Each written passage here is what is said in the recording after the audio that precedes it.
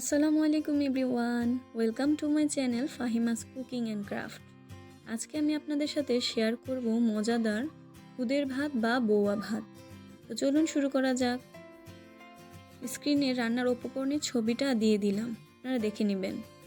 প্রথমেই উপকরণগুলোকে ধুয়ে কেটে নিয়েছি। এরপর চুলায় একটি হাঁড়ি বসিয়ে এর মধ্যে পরিমাণ মতো তেল দিয়ে নিব।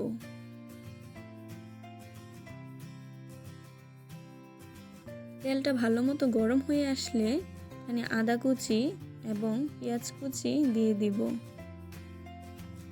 অবশ্যই আদাটা দেওয়ার চেষ্টা করবেন। তো লাল লাল করে ভেজে নিতে হবে। ভাজা হয়ে গেলে আমরা উপকরণগুলো দিয়ে দিব। উপকরণগুলো দিয়ে ভালো মতো মিক্স করে নিব।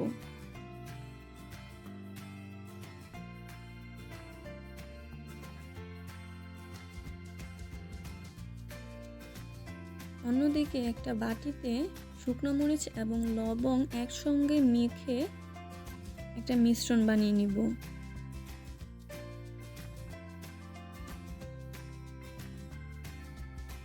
এটি আমরা বৌয়াতে অ্যাড করে দিব। দিলে বৌয়াতে অনেক সুন্দর একটা ফ্লেভার হয় শুকনো মরিচের। তো আপনারা এটা অবশ্যই করবেন। ভালো মতো ভেজে নিব। চালগুলো ভালো মতো ভাজা হয়ে গেলে গরম পানি অ্যাড করে দেব। চালের দ্বিগুণ গরম পানি নিয়েছি আমি।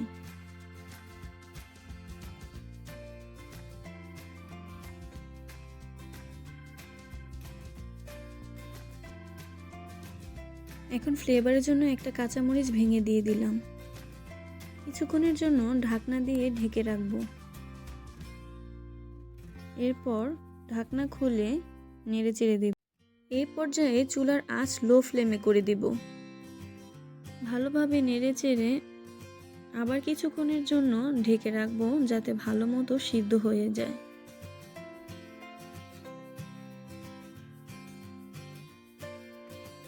সিদ্ধ হয়ে আসলে কিছু ধনেপাতা কুচি দিয়ে বৌয়া ভাতটি পরিবেশন করে নেব। তো তৈরি হয়ে গেল আমাদের মজাদার খুদের ভাত বা বৌয়া ভাত। এটা আপনারা বিভিন্ন রকম ভর্তা দিয়ে পরিবেশন করতে পারবেন। আপনারা আপনাদের পছন্দ মতো ভর্তা দিয়ে পরিবেশন করে নেবেন। আমি বেগুন ভর্তা দিয়ে পরিবেশন করে দিয়েছি।